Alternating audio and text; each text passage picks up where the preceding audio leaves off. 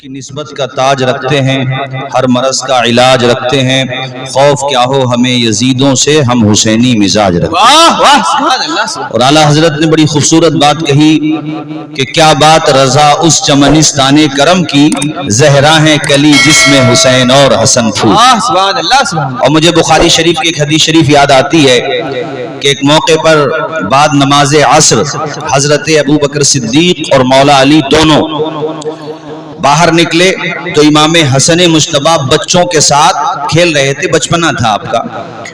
تو ابو بکر صدیق رک گئے اور کہا علی ذرا رکو، اور امام حسن کے پاس گئے اور امام حسن مجتبی کو گود میں اٹھا لیا۔ گود میں اٹھانے تک تو بات سمجھ میں آتی ہے، مگر اس کے بعد والا جملہ سنو۔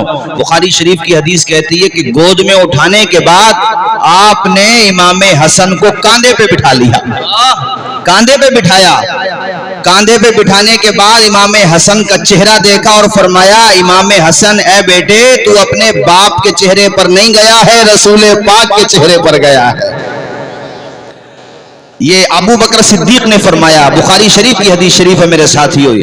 تو حضرت مولا علی مسکرانے لگے۔ ہوتا نا کچھ بچے ددیحال کو جاتے ہیں، کچھ ننیحال کو جاتے ہیں، تو وہ امام حسن جو تھے ناف سے لے کر سینے سے سر تک اپنے نانا جان کے مشابہ تھے، اور امام حسین نیچے یعنی کہ یہ کہہ لو ناف سے قدم تک اپنے نانا جان کے مشابہ تھے۔ اب دونوں بھائی ایک جگہ اگر کھڑے ہوتے ہوں گے تو بتاؤ جمال مصطفیٰ نظر نہیں آتا ہوگا، منظر مصطفیٰ نظر نہیں آتا ہوگا۔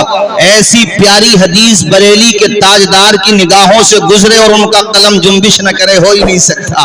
یہ پیاری حدیث جب اعلیٰ حضرت امام اہل سنت نے دیکھی تو جھوم گئے، اللہ کی قسم۔ 4 مصرے صفحے قرطاس پر اتار دیے، گویا کہ دل کا لہو نچوڑ کر عشق کی زبان میں منظوم خراج عقیدت پیش کیا۔ آپ فرماتے معدوم نہ تھا سایہ شاہ ثقلین، یعنی ایسا نہیں تھا کہ حضور کا سایہ نہیں تھا، اعلیٰ حضرت کہتے تھا۔ ہم اور آپ کہتے حضور کا سایہ نہیں تھا، اعلیٰ حضرت کہتے تھا، مگر وہ کیسا تھا سنو، کہتے معدوم نہ تھا سایہ شاہ ثقلین، اس نور کی جلوہ گاتی ذات حسنین، تمثیل نے اس نور کے 2 حصے کیے، آدھے سے حسن بنے آدھے سے حسین، تیری نسل پاک میں ہے بچہ بچہ نور کا، تو ہے عین نور تیرا سب گھرانہ نور۔ آج انہی کی آل پاک شہزادہ رسول جگر گوشہ بطول الحمدللہ جو بڑی عظیم شخصیت ہے، جن کے بارے میں بڑے بڑے اکابر نے بڑے پیارے پیارے جملے کہے، یہاں تک کہ حضور تاج الشریعہ نے بھی یہ کہا کہ میں اپنے سارے مریدوں کو اگر کوئی مجھ سے پوچھے کہ کس کے حوالے کرنا چاہتے ہو تو کہتے میں اپنے مریدوں کو حوالے کرنا چاہتا ہوں سید اویس مصطفیٰ صاحب۔ وہ ہستی آج تمہاری بستی میں تشریف لانے والی الحمدللہ کچھ ہی دیر میں، سنبل حضرت تشریف لا چکے کچھ ہی لمحوں میں، ایسی عظیم ہستی۔ میری تو پروگراموں میں ملاقاتیں تھیں، مگر ابھی چند دنوں پہلے میں قنوج پروگرام میں گیا، اتفاق سے ہو گئی ملاقات، قسمت میں تھی۔ میں کیا بتاؤں، بزرگ کتابوں میں لکھا ہے خدا والا وہ ہوتا ہے جس کا چہرہ دیکھ کر خدا یاد آ جائے۔ جتنے بھی مریدین تھے وہاں پر حضرت جو ہے سب کو تعویذ بھی دے رہے ہیں، دعائیں بھی دے رہے ہیں، اس کے بعد کہتے تھے یہ تعویذ تب کام کرے گا جب شریعت پر چلو گے۔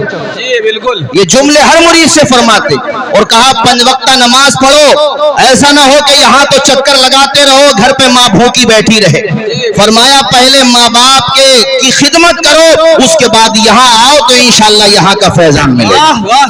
وہ ہستی یہ سمجھ لو کچھ ہی لمحوں میں انشاءاللہ ہمارے بستی حسن پور ملزبطہ میں تشریف لانے والی ہے، شہزادہ رسول الحمدللہ، اور پھر اپنے اسلاف کے اپنے اجداد کے عقائد پر مضبوطی کے ساتھ قائم الحمدللہ، مضبوطی کے ساتھ۔